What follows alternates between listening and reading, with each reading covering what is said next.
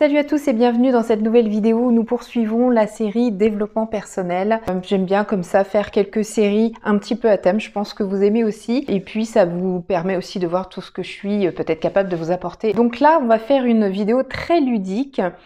4 exercices pour vous aider à renforcer votre confiance en vous-même. Vous allez pouvoir cultiver et renforcer votre confiance en vous-même grâce à ces 4 exercices issus des méthodes reconnues de 4 grandes figures internationales de développement personnel.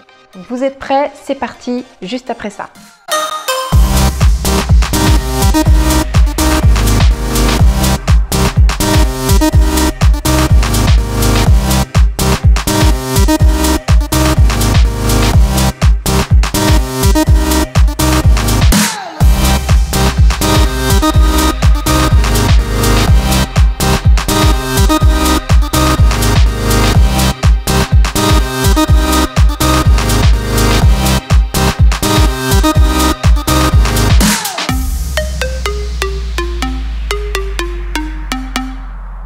Alors la première des méthodes s'intitule Ho'oponopono. Peut-être en avez-vous déjà entendu parler. Qu'est-ce que c'est que cette méthode? Ça signifie déjà en hawaïen corriger ce qui est erroné. C'est une méthode de libération personnelle. Il s'agit de prononcer en conscience et en les argumentant 4 mots. Ces 4 mots sont désolé, pardon, merci et je t'aime. Je vous explique l'objectif. S'affranchir de la culpabilité et de la honte en se pardonnant en profondeur. Donc le mode d'emploi. Vous allez vous mettre devant un miroir, seul. Vous allez entamer le dialogue avec vous-même en prononçant à haute voix et dans l'ordre qui va suivre les mots suivants. Racontez ce qui a provoqué vos regrets, vos remords, votre honte, votre culpabilité, sans rien omettre. Ressentez ici et maintenant ces effets, acceptez vos sentiments sans restriction, puis vous dites, lorsque vous êtes prêt, désolé. Le deuxième mot, c'est pardon. Dans ce même état d'esprit de sincérité, repensez au tort que vous avez causé ou que vous vous êtes causé. Vous n'avez pas pu ou voulu empêcher, puis quand vous êtes prêt, dites-vous pardon.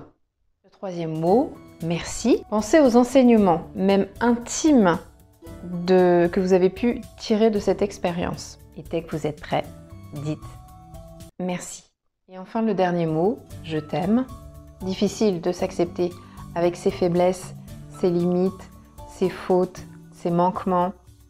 Et pourtant, nous méritons d'être bienveillants avec nous-mêmes et même amis avec nous-mêmes. Qu'est-ce que cela permet? Ça permet d'être plus fort, ça permet d'être plus lucide, ça permet d'être plus bienveillant avec les autres. Et ensuite, prenez tout le temps qu'il vous faudra. Et dès que vous êtes prêt, dites « Je t'aime ».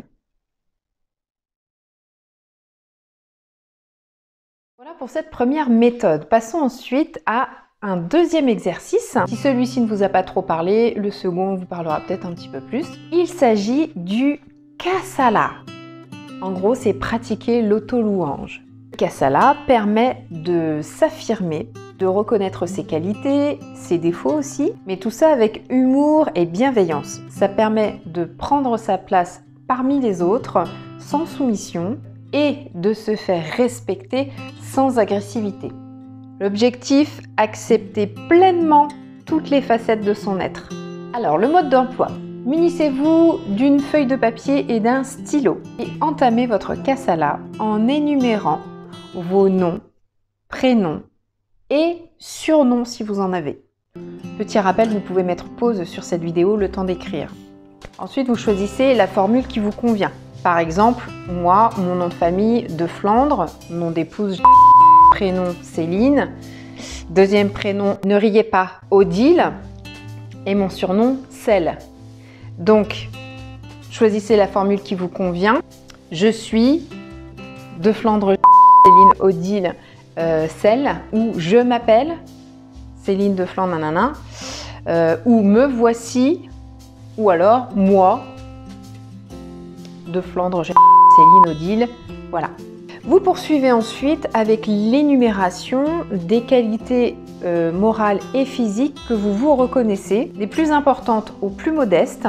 Si vous avez du mal à identifier ces qualités, eh bien pensez aux compliments qu'on a déjà pu vous faire ou à ce que vous vous diriez si vous étiez votre meilleur ami. Parce que c'est ça, hein, il s'agit bien là de faire un portrait complet de votre personne, mais un portrait complet bienveillant. Donc l'intérêt de ce texte, c'est aussi de le poétiser un maximum. C'est-à-dire que par exemple, si vous vous reconnaissez la qualité d'être mystérieux, pensez à utiliser des métaphores liées à la nature. Par exemple, mystérieux comme un chat, souple comme un roseau. Voilà, vous essayez d'énormément poétiser votre auto-louange. Et l'idéal même, ce serait de le réciter en regardant la personne droit dans les yeux, à donc une personne de confiance qui vous connaît bien. Voilà, et de réciter finalement ce texte poétique. Deuxième méthode, le deuxième accord Toltec. N'en faites pas une affaire personnelle. Alors pour ceux qui ont peut-être déjà lu les 4 accords Toltec, ça va vous parler. Et puis pour ceux qui ne l'ont pas lu, eh bien je vous invite à le lire. C'est un superbe livre qui se lit très bien. Je vous rappelle les 4 accords Toltec.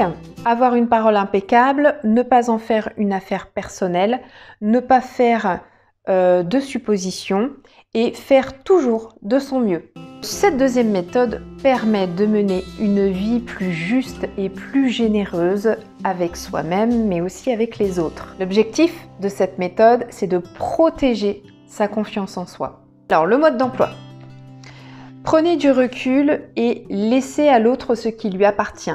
Sa colère, sa mauvaise foi, sa déception. Identifiez les accusations non recevables telles que c'est toi qui me mets dans tous ces états, c'est à cause de toi si j'ai échoué, tu me fais dire ou tu me fais faire n'importe quoi, je n'aurais pas dû t'écouter. Toutes ces projections visent en fait à vous culpabiliser, à vous faire douter de vous-même et même à vous voler votre puissance personnelle. Donc si c'est possible, ne les commentez pas.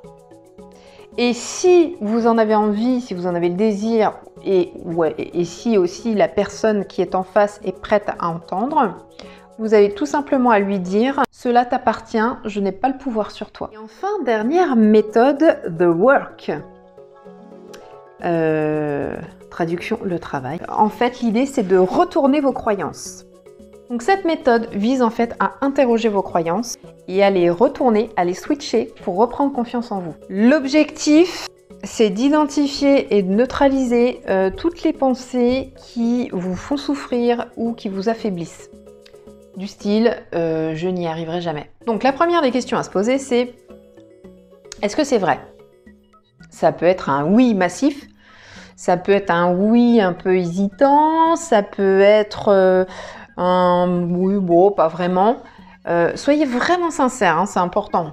Sinon, c'est pas utile hein, de faire ce type d'exercice. La deuxième question, êtes-vous absolument certain que cela est vrai? Si vous en êtes persuadé, dans ce cas-là, fournissez des exemples concrets, vraiment convaincants d'échecs, prouvant que vous n'êtes jamais à la hauteur de vos exigences et de vos espérances. Troisième question, comment réagissez-vous? Que se passe-t-il quand vous croyez à cette pensée du style « je n'y arriverai pas ». Soyez vraiment attentif et sincère dans votre introspection. Vous pouvez éprouver de la colère, de la honte, du découragement, mais aussi du soulagement, de la jubilation. Quatrième et dernière question, qui seriez-vous sans cette pensée? Là, il s'agit de comprendre que vous n'êtes pas vos croyances. Il suffit simplement de les modeler pour vous en décoller, pour pouvoir produire de nouvelles idées, de nouvelles émotions. Donc là, retournez votre croyance. Donc soit vers vous, essayez plutôt « je ne me suis peut-être pas donné les moyens à la hauteur de mon ambition » et vous donnez 3 exemples qui corroborent justement cette affirmation.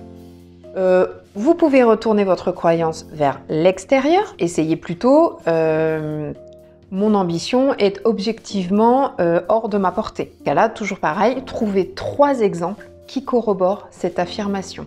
Il faut toujours pouvoir justifier qu'est-ce qui vous fait dire ça. Et enfin, retournez votre croyance à l'opposé, donc c'est-à-dire, essayez plutôt je suis à la hauteur et j'y arriverai.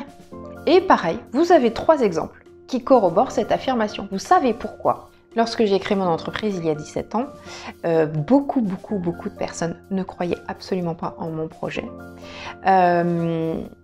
Et lorsque je suis passée devant une commission avec mon dossier, où on m'a posé cette question, qu'est-ce qui fait que vous, ça va fonctionner? Tous ceux qui ont tenté de faire ce projet, ce type de projet, ça n'a pas marché. Qu'est-ce qui va faire la différence chez vous? Et j'ai été capable de donner 3 exemples et je savais pertinemment que je réussirais. Voilà. Et vous voyez, j'ai tenu 17 ans et c'est moi qui ai pris la décision d'entreprendre autrement au bout de 17 ans, mais c'est quand même quelque chose qui fonctionne. Voilà, donc essayez ces 4 exercices. Soit il y en a 1, 2 ou 3 qui vous parlent plus sur les 4, soit vous faites les 4 et je vous conseille de faire les 4 et de le faire seul, voilà, sans avoir peur du jugement ni d'être ridicule ni quoi que ce soit. Mais vraiment, ces 4 exercices vous permettent de cultiver et de renforcer la confiance en soi. Donc je vous invite à le faire aussi souvent que nécessaire, aussi souvent que possible, dès que vous vous sentez un petit peu mal, en colère ou perdu. Parce qu'on est toujours amené dans la vie à recevoir aussi des injonctions qui vont vous faire perdre votre confiance en vous, qui vont vous faire douter. Donc n'hésitez pas à faire ce type d'exercice pour comprendre ce qui est vrai, ce qui n'est pas vrai, ce que vous savez au fond de vous-même et à ne jamais avoir peur ni douter de ce que vous êtes capable de faire. Voilà, j'espère que cette vidéo vous a aidé. Si vous pensez qu'elle peut aider d'autres personnes, n'hésitez pas à la partager. Mettez un petit j'aime, un petit pouce si vous avez aimé cette vidéo. Je suis impatiente de lire vos commentaires pour savoir si ça vous a plu, quelle méthode vous allez mettre en place, si c'en est 1, 2 ou si ce sont les 4, et ce que vous aimeriez que je fasse d'autres comme type de vidéo. Je vous dis à bientôt et portez-vous bien. Ciao, ciao!